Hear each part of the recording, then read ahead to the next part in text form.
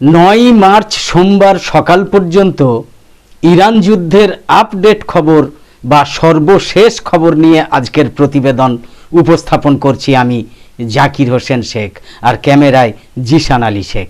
আজকের প্রতিবেদনে ভারতীয় সময়ে 9 মার্চ 2026 আজ সোমবার সকাল পর্যন্ত ইরান ইসরায়েল আমেরিকার সংঘাতের কমবেশি সমস্ত খবর থাকছে আজ নিউজ নির্ভীকের এই প্রতিবেদনে। আগে বলেছি আবারও বলছি যে যুদ্ধের খবরে কিন্তু প্রথমেই নিহত এবং পরাজিত হয় সত্য খবর।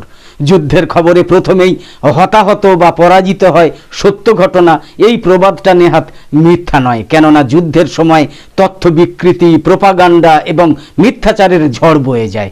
যে কোনো যুদ্ধের শুরুতে পশ্চিমা নেতারা বা বিশ্বজুড়ে তাদের অনুগত অনুসারীরা নিজেদের ক্ষমতা এবং প্রতিপত্তি বাড়াতে তথ্যের অতিরঞ্জন ব্যবহার শুরু করেন। ফলে সাধারণ মানুষ প্রকৃত তথ্য থেকে বঞ্চিত হয়। যুদ্ধের সময় মতবিরোধ নিরসনে ব্যর্থতার পাশাপাশি সত্যকে পুরোপুরি ঢেকে রাখা হয়। যুদ্ধের সময় পশ্চিমা নেতারা বা বিশ্বজুড়ে পশ্চিমা নেতাদের অনুগত অনুসারীরা যুদ্ধের সমর্থনে মিথ্যা বা অতিরঞ্জিত তথ্য ব্যবহার করেন। জনমতের ওপর প্রভাব বিস্তার করার জন্য যুদ্ধ পরিস্থিতি তৈরির সময় স্বাধীনতাকে সম্পূর্ণভাবে সংকুচিত করা হয় এবং প্রচারণার মাধ্যমে সত্যকে আড়াল করা হয়। আসলে পশ্চিমা মিডিয়ার প্রচার প্রোপাগান্ডায় যুদ্ধের খবরে সবার আগে সত্য ঘটনা মিথ্যায় পরিণত হয় আর মিথ্যা প্রচার সত্য ঘটনায় পরিণত হয়। কারণ প্রতিটা যুদ্ধে পশ্চিমা পক্ষ এবং তাদের অনুসারীরা তাদের নিজেদের বিজয়ের কাহিনী এবং তাদের প্রতিপক্ষের পরাজয়ের মিথ্যা খবর রটাতে থাকে, যা আদতে সত্যেরই পরাজয়। ইরান যুদ্ধে আমেরিকা ইসরায়েল সহ পশ্চিমাদের ভূমিকা তার ব্যতিক্রম নয়। এই কথা মাথায় রেখেই ইরান যুদ্ধের খবর দেখতে হবে, ইরান যুদ্ধের খবর শুনতে হবে, বুঝতে হবে। যাই হোক, আমাদের জানা মতে ভারতীয় সময় 9 মার্চ 2026 সকাল পর্যন্ত ইরান যুদ্ধের সর্বশেষ খবরগুলো হলো, ভারতীয় সময় 8 মার্চ 2026 রবিবার সকাল পর্যন্ত ইরান যুদ্ধের পরিস্থিতি নিয়ে বলা হয়েছে, মধ্যপ্রাচ্য এখন ফুটন্ত কড়াই। যে কোনো সময় তা বিগ ব্যাংয়ের মতো বিস্ফোরণ ঘটিয়ে রূপ নিতে পারে তৃতীয় বিশ্বযুদ্ধে, এমন আশঙ্কা করছেন সমাজবিজ্ঞানীরা। ইরানের আইআরজিসির গার্ডরা হরমুজ প্রণালীতে মার্কিন সেনাদের জন্য অপেক্ষায় আছে। তাদেরকে উচিত জবাব দেওয়ার জন্য এই অপেক্ষা। এরই মধ্যে সংযুক্ত আরব আমিরাতের আল ধাফরা বিমান ঘাঁটিতে হামলা চালিয়েছে ইরান। বিশ্বের শক্তিধর রাষ্ট্র আমেরিকা এবং তার মিত্র ইসরায়েলকে সমানতালে জবাব দিয়ে যাচ্ছে তারা। গত বছর 12 দিনের যুদ্ধে যখন ইরানের পারমাণবিক স্থাপনা ধ্বংস করে দেওয়ার দাবি করেছিল ইসরায়েল এবং আমেরিকা, সেই ইরান কিনা এবার এই পর্যন্ত যে ফাইট দিয়ে আসছে তা একেবারে বিস্ময়কর। এখনো তাদের শক্তিমত্তায়, তাদের সাহসে কোনো কমতি নেই। তারা ক্রমাগত মার্কিন স্বার্থে, মার্কিন ঘাঁটিতে আঘাত চালিয়ে যাচ্ছে। তীব্র থেকে তীব্রতর হয়ে ওঠা এই যুদ্ধে উভয় পক্ষই একে অন্যের বিরুদ্ধে ভয়াবহ হামলা চালিয়ে যাচ্ছে। মোট কথা, মধ্যপ্রাচ্যের আকাশে এখন ক্ষেপণাস্ত্র গিজগিজ করছে। কখন কার ওপর তা পতিত হয়ে বিস্ফোরণ ঘটাবে সেটা ভেবে ভীত সন্ত্রস্ত সবাই। মুসলিমদের পবিত্র এই রমজানে সংযত থেকে ইবাদত বন্দেগীতে সময় কাটানোর কথা ছিল, কিন্তু এমন সময়কেই ইসরায়েল আর আমেরিকা যুদ্ধের জন্য বেছে নিয়েছে। মুসলিমদের রক্তের হোলি খেলছে তারা ইরানে, একা ইরানও তাই সমান তালে জবাব দিয়ে যাচ্ছে। তার একার প্রতিশোধমূলক হামলায় মধ্যপ্রাচ্য যেন থরথর করে কাঁপছে। ইরানকে সমর্থনকারী লেবাননের হিজবুল্লাহর বিরুদ্ধেও যুদ্ধ করছে ইসরায়েল। প্রতিবেশীরা যদি তাদের দেশে ইরানি হামলার জবাব দেয়া শুরু করে তাহলে মধ্যপ্রাচ্যে আগুন জ্বলবে। তা যে তখন মধ্যপ্রাচ্যেই সীমাবদ্ধ থাকবে এটা তো মোটেই বলা যাচ্ছে না। সেই আগুন ছড়িয়ে পড়বে তখন বিশ্বময়। এরই মধ্যে আঁচ লেগেছে অর্থনীতি, সমাজনীতিতে। শেয়ার বাজার অস্থির, তেলের উৎপাদন হচ্ছে সীমিত, তরলীকৃত প্রাকৃতিক গ্যাসের উৎপাদন তো কাতার প্রথম দিকে আঘাত খাওয়ার পরই বন্ধ করে দিয়েছে।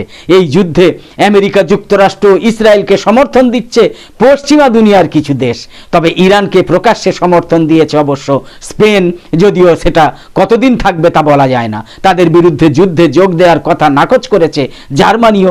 ইরানের প্রেসিডেন্ট মাসুদ পেজেশকিয়ান তার শত্রুদের সাবধান করে দিয়েছেন, বলেছেন ইরানিদের আত্মসমর্পণের স্বপ্ন শত্রুদেরকে কবর পর্যন্ত বয়ে নিয়ে যেতে হবে। এর মধ্যে তিনি তার সরকারের কড়া অবস্থান জানিয়ে দিয়েছেন। পাশাপাশি প্রতিবেশী দেশগুলোর কাছে দুঃখ প্রকাশ করেছেন সেখানে থাকা ঘাঁটিগুলোতে হামলার জন্য। তিনি বলেছেন যদি ওই সব প্রতিবেশী দেশ কোনো পাল্টা হামলা না করে তাহলে তার দেশ আর হামলা চালাবে না। একে মিথ্যাচার বলে আবার অভিহিত করেছেন আমেরিকার প্রেসিডেন্ট ডোনাল্ড ট্রাম্প। এরই মধ্যে আমেরিকা এবং ইসরায়েলের সঙ্গে যুদ্ধে যোগ দেওয়ার কথা নাকচ করে দিয়েছেন জার্মানির ভাইস চ্যান্সেলর লার্স ক্লিংবাইল। এই যুদ্ধ আন্তর্জাতিক আইনের দৃষ্টিতে বৈধ কিনা তাই নিয়ে প্রশ্ন তিনি তুলেছেন, তাই নিয়ে তিনি সন্দিহান হয়ে প্রশ্ন তুলেছেন। এই সঙ্গে তিনি এই যুদ্ধ নিয়ে গভীর এক সতর্কতা দিয়েছেন। সংবাদ মাধ্যম RND-কে বলেছেন তিনি, আমি খুব স্পষ্ট করে বলছি এটা আমাদের যুদ্ধ নয়, আমরা এই যুদ্ধে অংশ নেব না। তিনি সতর্ক করে আরও বলেছেন যে বড় আশঙ্কা হলো আমরা ধীরে ধীরে এমন একটা পৃথিবীতে ঢুকে পড়ছি যেখানে আর কোনো নিয়ম থাকবে না। আমরা এমন এক বিশ্বে বাস করতে চাই না যেখানে শুধু শক্তিশালীর আইনই কার্যকরী হয়। ক্লিংবাইলের এই অবস্থান স্পষ্টভাবেই চ্যান্সেলর ফ্রিডরিখ মেৎসের অবস্থানের সম্পূর্ণ বিপরীত। শুধু জার্মানিই নয়, আরও অনেক দেশ এই যুদ্ধে অংশ নিতে অনীহা প্রকাশ করেছে। তবে ব্রিটেন সহ বেশ কিছু দেশ সক্রিয় অংশগ্রহণ না করলেও তাদের ঘাঁটি, যুদ্ধের ঘাঁটি, বিমান ঘাঁটি ইত্যাদি ব্যবহার করতে কিন্তু দিচ্ছে। এমন অবস্থায় যুদ্ধে প্রথম হাইপারসনিক ক্ষেপণাস্ত্র এবং ইমাদ ব্যালিস্টিক ক্ষেপণাস্ত্র ব্যবহার করার কথা জানিয়েছে Islamic revolutionary guard corps IRGC। ভারতীয় সময় 9 মার্চ 2026 সোমবার সকাল পর্যন্ত ইরান যুদ্ধের সর্বশেষ পরিস্থিতি নিয়ে আরও জানা যাচ্ছে যে গত সপ্তাহে ইরানের উপর চাপিয়ে দেওয়া মার্কিন ইসরায়েল যুদ্ধে নিহত আয়াতুল্লাহ আলী উজমা খামেনেইয়ের স্থলাভিষিক্ত হিসাবে তার দ্বিতীয় পুত্র মোজতবা খামেইনিকে বেছে নিয়েছে ইরানের অ্যাসেম্বলি অফ এক্সপার্ট।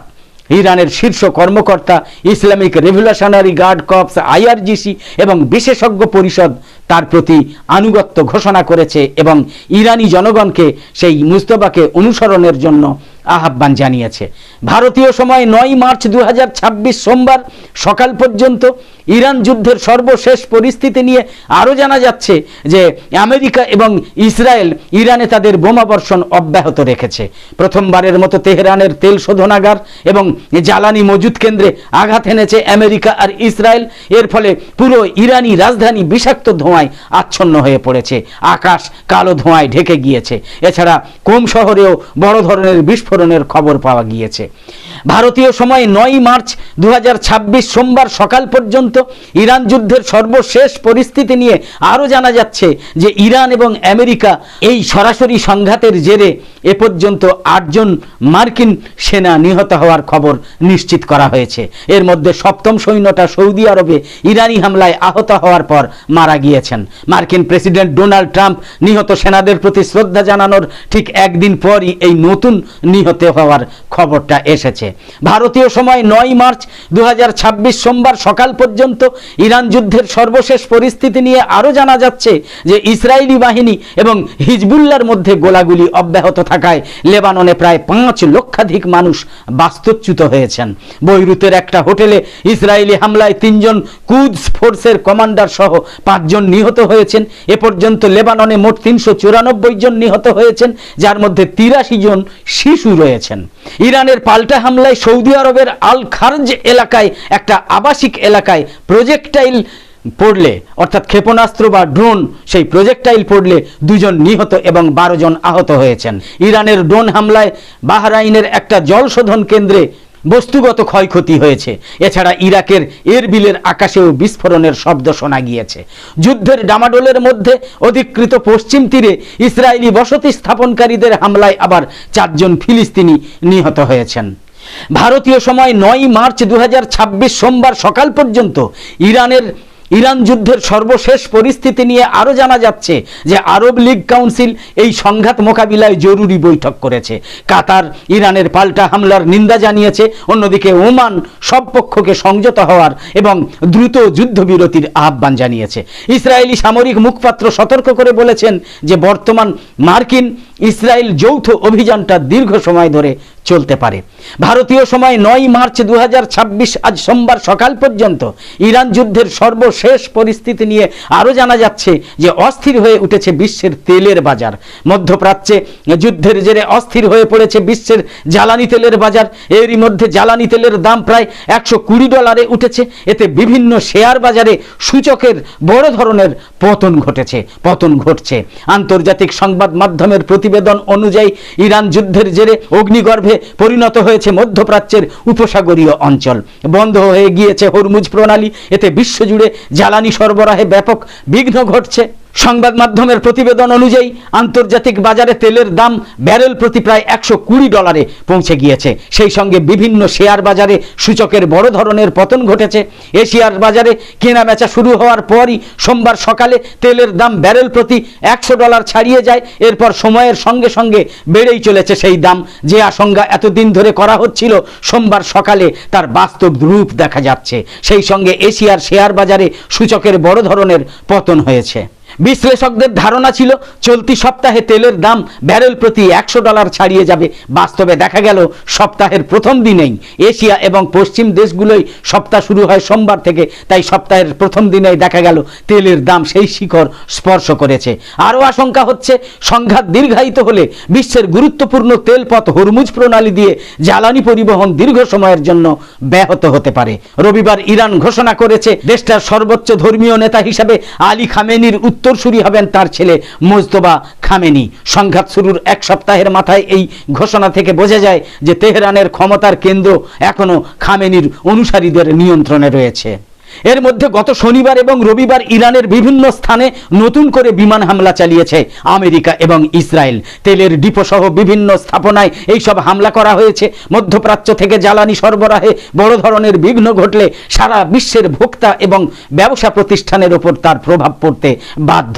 বিবিসি এবং oilprice.com-এর প্রতিবেদন অনুযায়ী সোমবার এশিয়ার বাজার খোলার পরই দেখা যায় যে ব্রেন্ট ক্রুডের দাম 22% বেড়ে ব্যারেল প্রতি $115 উঠেছে। একই সময় WTI ক্রুডের দাম 22% বেড়ে $113.40 উঠেছে। মারাবান ক্রুডের দাম $120 উঠেছে। এপির প্রতিবেদন থেকে জানা যায় আন্তর্জাতিক মান অনুযায়ী সোমবার সকালে ব্রেন্ট অপরিশোধিত তেলের দাম ব্যারেল প্রতি $119.50 উন্নীত হয়। তবে পরে তা $112.98 লেনদেন হয়। মার্কিন যুক্তরাষ্ট্রে উৎপাদিত হালকা অপরিশোধিত তেল ওয়েস্ট টেক্সাস ইন্টারমিডিয়েট প্রতি ব্যারেল $119.48 উন্নীত হয়েছে, কিন্তু পরে তা আবার $110.17 নেমে আসে। আল জাজিরার প্রতিবেদন অনুযায়ী আন্তর্জাতিক মুদ্রা তহবিল IMF বলছে তেলের দাম প্রতি 10% বৃদ্ধির বিপরীতে সামগ্রিক মূল্যস্ফীতি বাড়বে 0.4%। ফলাফল বৈশ্বিক অর্থনৈতিক প্রবৃদ্ধি কমবে 0.15%। তেলের দামের এই উলম্ফনের সঙ্গে তাল মিলিয়ে এশিয়া প্রশান্ত মহাসাগরীয় অঞ্চলে শেয়ার বাজারগুলোয় সূচকের বড় ধরনের পতন হয়েছে। জাপানের নিক্কেই 225 সূচক 7% বেশি কমেছে। হংকংয়ের হ্যাংসেং সূচক নেমেছে 3% বেশি। অস্ট্রেলিয়ার SSX 200 সূচক কমেছে 4%-এরও বেশি।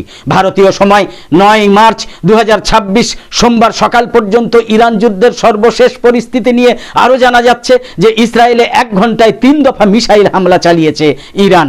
দখলদার ইসরায়েলকে লক্ষ্য করে 1 ঘন্টার মধ্যে 3 দফায় মিসাইল ছুড়েছে ইরান।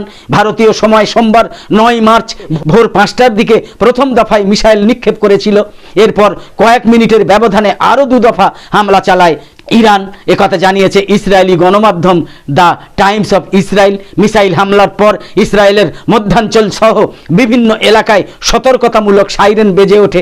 বিশেষ করে রাজধানী তেল আবিব, হাইফা এবং আশপাশের শহরের মানুষকে দ্রুত নিরাপদ আশ্রয়ে যেতে নির্দেশ দেওয়া হয়। ভারতীয় সময় 9 মার্চ 2026 সোমবার সকাল পর্যন্ত ইরান যুদ্ধের সর্বশেষ পরিস্থিতি নিয়ে আরও জানা যাচ্ছে যে মধ্যপ্রাচ্যে চলমান উত্তেজনার মধ্যেই ইরানের সামরিক নেতৃত্ব আবারও তাদের শক্তি এবং প্রতিরোধ সক্ষমতা নিয়ে কঠোর বার্তা দিয়েছে। খাতাম আল আম্বিয়া সেন্ট্রাল হেডকোয়ার্টার্সের commander major general Ali Abdullahi বলেছেন, ইরানের সামরিক শক্তি সম্পর্কে শত্রু রাষ্ট্রগুলো দীর্ঘদিন ধরে ভুল হিসাব করে আসছে। তাদের এই ভুল ধারণা যন্ত্রণার দিন শেষ হয়ে এসেছে বলেও হুঁশিয়ারি দিয়েছেন তিনি। রবিবার দেওয়া এক কড়া বিবৃতিতে আব্দুল্লাহি স্পষ্ট করে বলেছেন, ইরান কেবল স্লোগান দেওয়ার দেশ নয়, রণক্ষেত্রে বাস্তব কর্মের মাধ্যমেই তারা নিজেদের সামর্থ্য প্রমাণ করে। জেনারেল আব্দুল্লাহির বক্তব্যে বিশেষভাবে উঠে আসে ইরানের ক্ষেপণাস্ত্র শক্তির প্রসঙ্গ। আমেরিকা এবং ইসরায়েল প্রায়ই দাবি করে থাকে যে তারা ইরানের ক্ষেপণাস্ত্রের সংখ্যা এবং সক্ষমতা সম্পর্কে বিস্তারিত জানে, কিন্তু এই দাবিকে তিনি সরাসরি খারিজ করে দিয়েছেন। তার ভাষায়, শত্রুরা যদি সত্যিই ইরানের সামরিক ক্ষমতা জানতে চায় তাহলে যুদ্ধক্ষেত্রেই তাদের সেই হিসাব মিলিয়ে নিতে হবে। সেখানে গিয়েই তারা বুঝতে পারবে যে ইরানের প্রকৃত শক্তি সম্পর্কে তাদের ধারণা কতটা সীমিত বা কতটা মিথ্যা। তিনি বলেছেন, সাম্প্রতিক বছরগুলোতে ইরানের প্রতিরক্ষা শিল্পে ব্যাপক উন্নয়ন ঘটেছে। দেশের অস্ত্রশস্ত্র এখন আগের তুলনায় অনেক বেশি উন্নত, নির্ভুল এবং ধ্বংস ক্ষমতা সম্পন্ন। অতীতের যুদ্ধ এবং সামরিক সংঘাত থেকে অর্জিত অভিজ্ঞতাকে কাজে লাগিয়ে ইরান তাদের সমর কৌশলকে নতুন মাত্রায় নিয়ে গিয়েছে। ফলে বর্তমান পরিস্থিতিতে শত্রুরা যুদ্ধক্ষেত্রে ইরানের সেই বাস্তব সক্ষমতার মুখোমুখি হচ্ছে। ভারতীয় সময় 9 মার্চ 2026 সোমবার সকাল পর্যন্ত ইরান যুদ্ধের সর্বশেষ পরিস্থিতি নিয়ে আরও জানা যাচ্ছে যে চীন থেকে ক্ষেপণাস্ত্র তৈরির কাঁচা মাল নিয়ে যাচ্ছে ইরান। তেহরানের উদ্দেশ্যে রওনা দেওয়া দুটো জাহাজ ঘিরে জল্পনা তৈরি হয়েছে। জাহাজ দুটোর নাম সাবদিস এবং বার্জিন। সব দিশে একসঙ্গে 6500টা 20 ফুট লম্বা কন্টেনার বহন করা যায়। 20 ফুট লম্বা কন্টেনার বহন করা যায়। আর বার্জিন একবারে এমন 14,500 কন্টেনার নিয়ে যেতে পারে। সম্প্রতি দক্ষিণ পূর্ব চীনের ঝুয়াইয়ে গাওলান বন্দরে জাহাজ দুটো নোঙর করেছিল। ওয়াশিংটন পোস্ট জানাচ্ছে, এই বন্দর থেকে বিভিন্ন জাহাজে সোডিয়াম পারক্লোরেট সহ বিভিন্ন রাসায়নিক বোঝাই করা হয়। রকেট জ্বালানি তৈরিতে কাজে লাগে এই সোডিয়াম পারক্লোরেট। নিজেদের ক্ষেপণাস্ত্র তৈরির জন্য এই রাসায়নিক প্রয়োজন ইরানের। বস্তুত চলতি বছরে ইরানের সরকারি সংস্থার আরও বেশ কিছু জাহাজ এই বন্দরে গিয়েছে। তবে পশ্চিম এশিয়ায় উদ্ভূত যুদ্ধ পরিস্থিতিতে এই দুই জাহাজের চীনা বন্দরে যাওয়া যথেষ্ট তাৎপর্যপূর্ণ বলেই মনে করছেন বিশ্লেষকরা। বিভিন্ন কৌশলগত ক্ষেত্রে চীনের অন্যতম বড় প্রতিদ্বন্দ্বী আমেরিকা। সেই ক্ষেত্রে আমেরিকা যখন এই সংঘর্ষে জড়িয়ে রয়েছে তখন অনেকেই মনে করছিলেন যে চীন সাবধানী পদক্ষেপই করবে। সেক্ষেত্রে এই জাহাজগুলোকে চীন আরও কিছুটা সময় দেরি করাতে পারত বলে মনে করছেন কার্নেগি এন্ডাওমেন্ট ফর ইন্টারন্যাশনাল পিসের শীর্ষ গবেষক আইজ্যাক কার্ডন। ভারতীয় সময় 9 মার্চ 2026 সোমবার সকাল পর্যন্ত ইরান যুদ্ধের সর্বশেষ পরিস্থিতি নিয়ে আরও জানা যাচ্ছে যে বাহরাইনের প্রধান তেল শোধনাগারে হামলা হয়েছে। হামলার পর তেল শোধনাগারটার দিক থেকে ঘন ধোঁয়া উঠতে দেখা যায়। আজ সোমবার প্রত্যক্ষদর্শীর বরাত দিয়ে বার্তা সংস্থা রয়টার্স এই তথ্য জানায়। হামলার শিকার বাহরাইন পেট্রোলিয়াম কোম্পানিটা দেশটার প্রধান তেল শোধনাগার। এটা দেশটার জ্বালানি খাতের অত্যন্ত গুরুত্বপূর্ণ একটা প্রতিষ্ঠান। প্রত্যক্ষদর্শীর ভাষ্য, সরকারের দিক থেকে প্রথমে বলা হয়েছিল ইরানি ড্রোন হামলায় তেল শোধনাগারে ক্ষয়ক্ষতির ঘটনা ঘটেছে, লোকজন আহত হয়েছে। পরে তেল শোধনাগারটা থেকে ঘন ধোঁয়া আকাশে উঠতে দেখা যায়। হামলার পরে কোম্পানিটার পক্ষ থেকে বলা হয় পরিস্থিতি নিয়ন্ত্রণের বাইরে, তাই তারা চুক্তি অনুযায়ী তেল সরবরাহের বাধ্যবাধকতা পূরণ করতে পারছে না। একদম শেষে বলি, আমাদের আজকের এই ভিডিওর বিষয়বস্তু ভালো লেগে থাকলে এই রকম আরও ভিডিও দেখার জন্য ইউটিউবে নোটিফিকেশন পেতে সাবস্ক্রাইব করে পাশের বেল আইকন অন করে অল সিলেক্ট করে রাখুন। আর ফেসবুকে ফলো করে আমাদের আরও নতুন নতুন ভিডিও বানাতে এবং লাইভ সম্প্রচারে উৎসাহিত করতে লাইক, কমেন্ট এবং বেশি বেশি শেয়ার করে সঙ্গে থাকুন। তো আপাতত শেষ করছি। কামনা করি সকলে সবসময় খুব ভালো এবং সুস্থ থাকুন, সাবধানে থাকুন। পবিত্র রমজান মাস সকলের ভালো কাটুক এই কামনা করি, এই দোয়া করি। ধন্যবাদ।